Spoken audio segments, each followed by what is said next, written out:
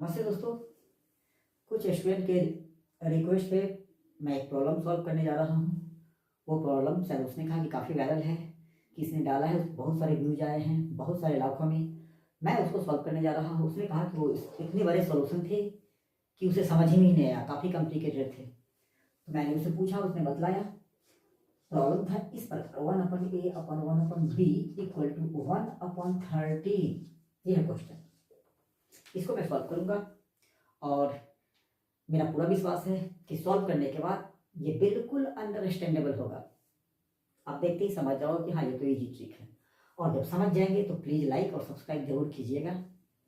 सबसे पहले दोनों का एलसीएम लेते हैं। ए बी, ए से a cancel b, plus b से b cancel a, 1 a into 1, तो ए बी प्लस ए को आप लिख सकते हो ए प्लस बी।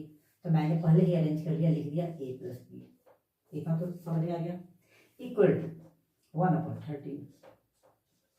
अब क्या करना है, क्रॉस मल्टीप्लाई, इस पूरे को इससे और इसको इससे। तो क्या आएंगे answer, 13a plus b equal to A b. ठीक है। अब 13 को इससे डिवाइड करेंगे तो a plus b equal to A B upon 13। ठीक है। अब ए या बी किसी को भी आप राइट हैंड साइड भेज सकते हो।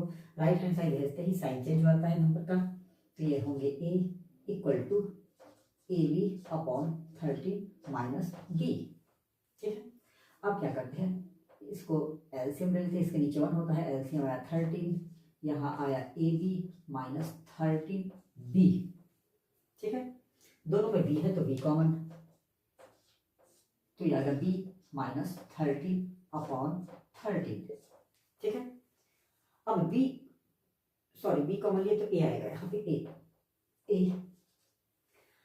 अब क्या करना है, b इक्वल टू, ये जो ब्रैकेट के अंदर है वो इस तरफ आ जाएगा, डिवाइड करेंगे। तो आप लिख सकते हो b को किसी भी side, b equal to a divided by a minus 13 upon 13।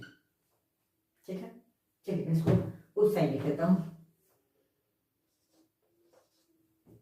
मैं इस साइड लिख देता हूं। b equal to a divided by a minus 13 upon 13। तो क्या होंगे, 13 ए से मल्टीप्लाई होगा, 13a upon a minus 13 a equal to, बस सॉरी b इक्वल टू, अब क्या है, एक साइड b और एक साइड a। इसका मतलब हुआ कि अब आप a की वैल्यू पुट करेंगे तो b की वैल्यू आ जाएगी। और इस क्वेश्चन के बहुत सारे सॉल्यूशन होंगे। अगर किसी ने बताया हो कि इसके सिर्फ 2 सोल्यूशन है, एक सोल्यूशन है, ए बराबर समथिंग बी बराबर समथिंग, बस बिल्कुल नहीं, इसके बहुत सारे सोल्यूशन होंगे। जैसे अगर ए बराबर 13 रखते हैं तो 13 माइनस 13 0, किसी भी नंबर को 0 से डिवाइड करेंगे तो नॉट डिफाइंड होगा। तो हम ए बराबर 13 नहीं रख सकते। तो हम क्या रखते हैं, ए इक्वल टू, एक बढ़ा के रखते हैं 14, तो 14 माइनस 13 तो हो जाएगा 1। किसी भी नंबर को 1 से डिवाइड करेंगे तो वही आएगा। तो क्या लिखते हैं, 13 इंटू, मैंने क्या रखा यहाँ पे, ए इक्वल टू 14 रखा। देन बी की वैल्यू क्या आती है वो देख लेते हैं, 13 माइनस 14 अपॉन 14 माइनस 13।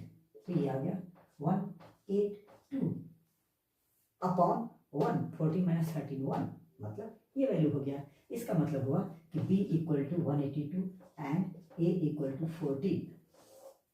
अगर आप यहाँ 15 रखेंगे तब भी कुछ वैल्यू आएगी, कुछ रखेंगे तब भी। तो ऐसा रखना है ताकि ऊपर डिवाइड हो जाए। अगर मैं यहाँ पे रखूँ 14 अभी रखा, तो मैं यहाँ पे कुछ ऐसा नंबर रखूँ जिसको घटाऊँ, जैसे 15 रखा तो नीचे 2 आ गया, 13 में 15 से मल्टीप्लाई डिवाइडेड बाई 2, 16 रखा, 16 माइनस 13, 16 माइनस 13 तो हो गया 3 से डिवाइड करने पड़ेंगे, ऊपर 60 से मल्टीप्लाई, मतलब कि बहुत सारे इसके सॉल्यूशन आएंगे। ठीक है।